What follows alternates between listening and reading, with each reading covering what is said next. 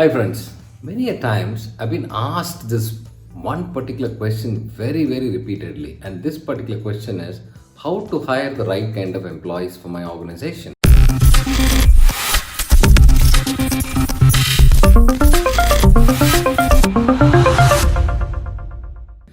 So, my dear friends, first and foremost, we have to understand we as an entrepreneur organization, we generally don't get into too much of the right kind of recruiting process. So, what we do, we tell few people here and there, and we pick them, and they will come and meet. Okay, some reference. I said, okay, fine, you come and start working from tomorrow onwards. That's what typically most of the entrepreneurial organization does.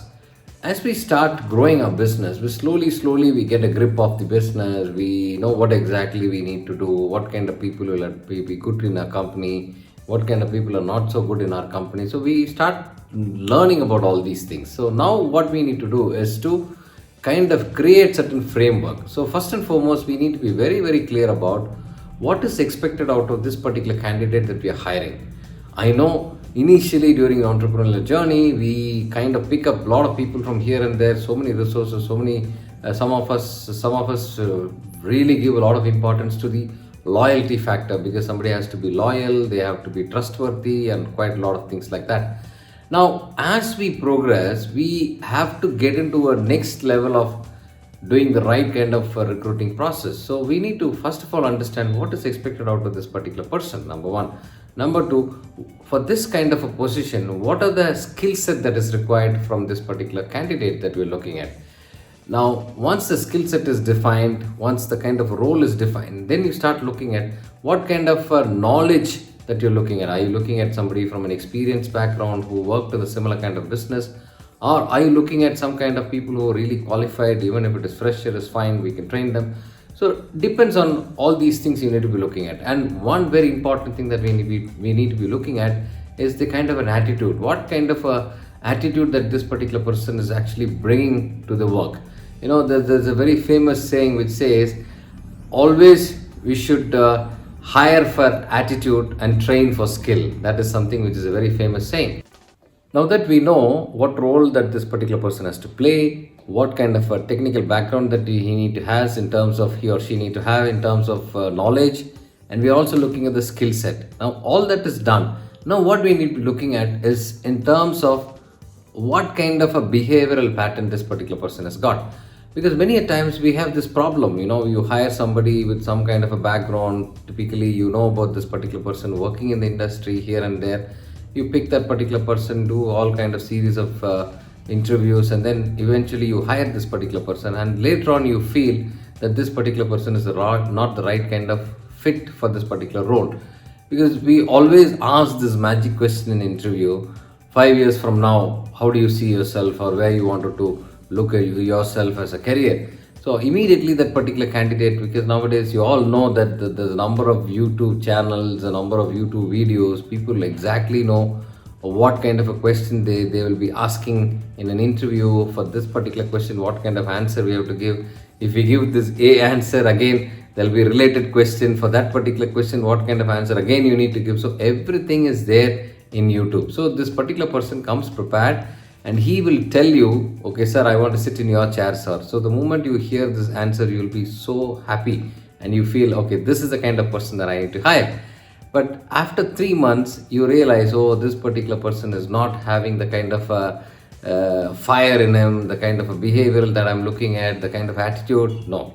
So for that to happen, we have, we have a lot of psychometric assessment, the different tools available in the marketplace, and some of them are certified in these kind of tools. So you just pick up any one of those tools, psychometric tools, and then run it on this particular person and figure out what kind of a behavioral pattern that particular person is exhibit. So you can really figure out, because especially when you're hiring somebody for sales, this particular person need to be a go-getter. He need to go out of the office every single day. He can't be sitting in the office most of the time.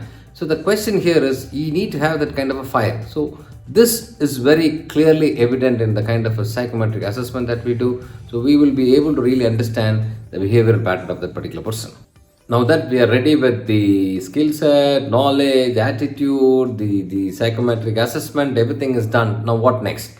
Now, the very important thing that we as an entrepreneur need to understand is that we don't have a dedicated HR department, we don't have a dedicated HR team to really monitor. So, we first of all, we need to understand as an entrepreneur, I'm hiring this particular person, there is a cost involved. So what is that I'm expecting from this particular person over a period of time that has to be put it across well before he or she starts the work. So you create a setup expectation setting meeting, and then try and understand what kind of expectation that you can have on that particular person, and that particular person can also have some kind of an expectation from an organization that we can deliver as well. So once the expectation setting meeting is done, then you create a roadmap in such a way that this particular person, if he starts working from you from day one, what is expected out of the next 100 days plan. So what he can learn, you create a framework, and then you just handhold them in terms of what are the things that is expected out of him, and give all kind of support. Because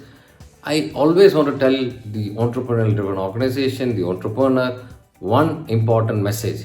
Just because you're hiring somebody from some experienced company, maybe from a bigger competitor company, he or she cannot really perform because they are in a different environment there. We are bringing them in a different environment. So we need to always create a right kind of a roadmap for that particular person and break it down on a week on week basis, and sit with that particular person and then ensure that he is succeeding, because the ownership of making that particular person successful is in the hands of the entrepreneur driven entrepreneurs. Okay, what I've shared today is a little bit of outline in terms of what need to be done, and there's a lot more things need to be done as far as recruiting is concerned. I've just given you a few tips, so that will be useful for you. In order to know more about it, you can probably watch some of the relevant videos that I put in my channel, a little longer videos in terms of how to manage these new generational employees that are coming to work, and how do we set expectation and things of that sort. So hope you like this video. Thank you very much. Bye.